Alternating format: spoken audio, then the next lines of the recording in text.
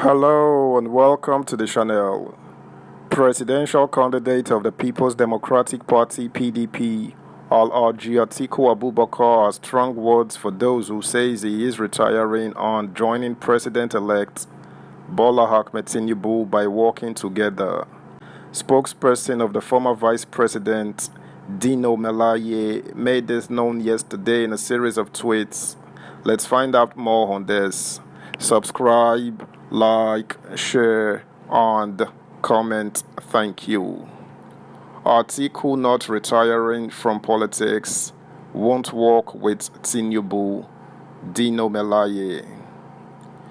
Dino Melaye, a former Kogi West senator, on Monday reacted to claims that the People's Democratic Party (PDP) presidential candidate Atiku Abubakar is retiring from politics. Melaye said the claim that Atiku was retiring from politics and joining hands with the president-elect Bola Tinubu was false. He described the claims as a lie from the pit of hell that should be disregarded. In a tweet, the spokesperson of the Atiku Okowa presidential campaign assured that the PDP flag bearer would soon reclaim his mandate. He wrote, "The malicious lie and propaganda going round that Atiku is retiring from politics and joining hand with Tinubu is a terrible lie from the pit of hell and should be disregarded. Light and darkness don't relate. Nigerians should be rest assured that Atiku is coming very soon." Atiku came second in the just concluded presidential election held on February 25th. He, however, claimed that the election was flawed and rigged in favor of Tinubu. The PDP presidential candidate has since headed to court to reclaim his alleged stolen mandate. The mindset of the People's Democratic Party (PDP) and of course its presidential candidates as Nigeria approached the last presidential election was that the North was still the typical North and that the Southerners would still be the stereotype Southerners and behave in conformity with political permutations and expectations.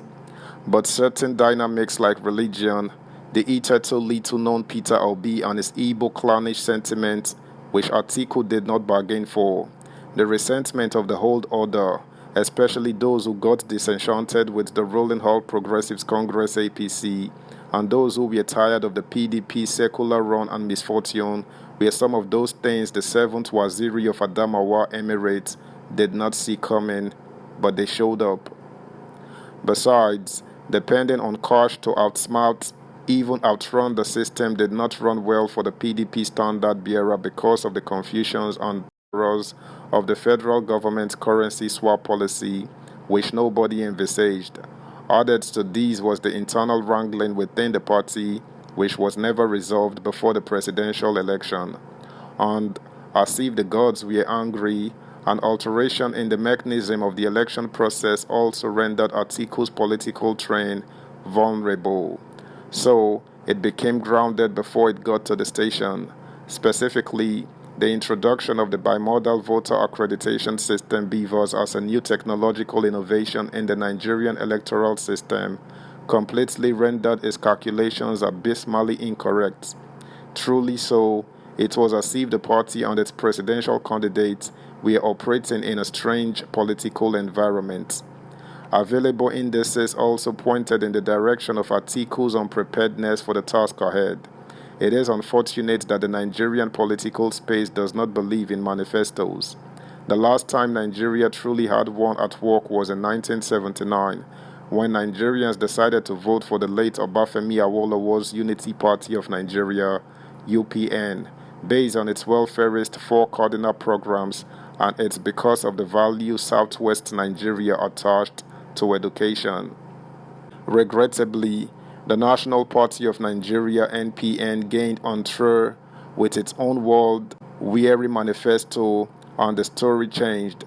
The region had barely started thinking of how to navigate that insensitive and unfriendly policy when the Muhammadu Buhari and Tunde Idiagbon combo happened to Nigeria. There and then, welcome our ordeal. Sad that Nigerians are yet to get out of that sad experience many decades after. Indeed, the evolution throwback on politics is generally another terrible blow to the society. No serious dichotomy or coherent plans of action.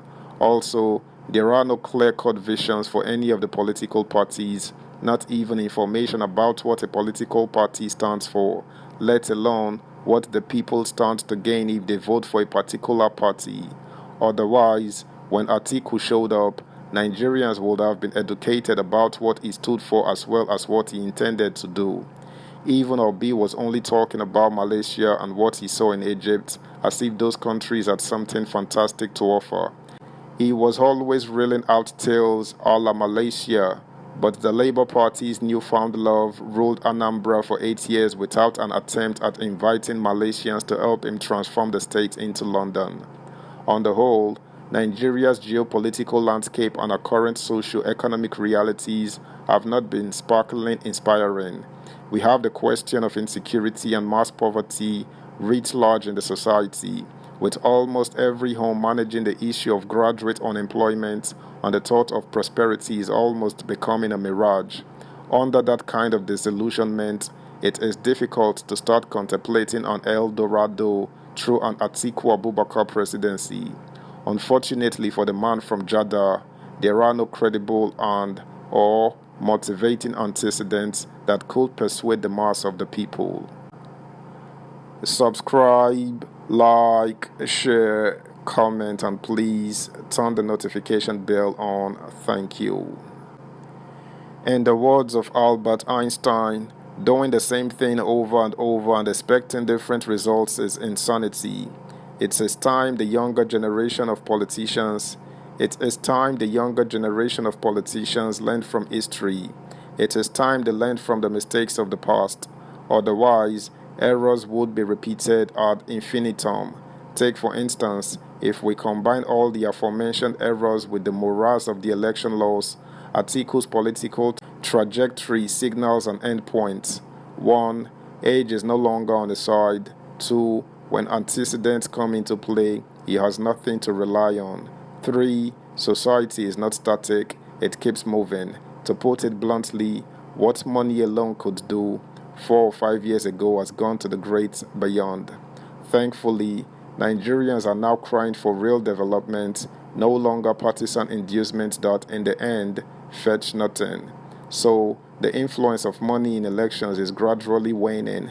The geography of poverty is spreading so fast and striving to include everybody within its geographical boundaries, and that makes it problematic for money politics to work.